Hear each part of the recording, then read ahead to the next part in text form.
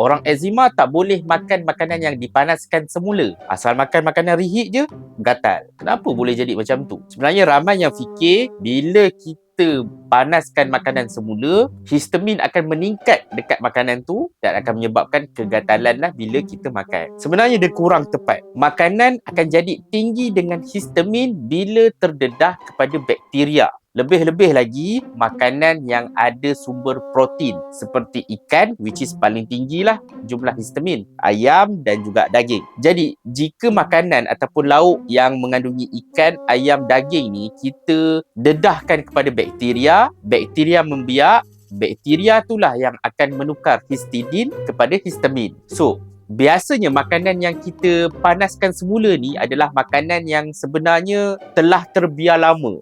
Macam contoh, masak pagi, terbiar lama, petang untuk elak dia makanan tu rosak, kita panaskan balik. Lepas tu terdedah lagi, kita panaskan balik. Lepas tu kita tunggu lama sebelum kita masukkan balik dalam peti. Sepanjang makanan tu terdedah di luar daripada peti lah, dia akan terdedah kepada bakteria dan bakteria itulah yang akan menukar histidin, protein tu ke dalam histamin. Dan efek ni lebih ketara dalam makanan ataupun lauk yang melibatkan ikan. Dan proses reheat makanan tu dia tidak mengurangkan ataupun memusnahkan histamin yang sedia ada dekat makanan kita.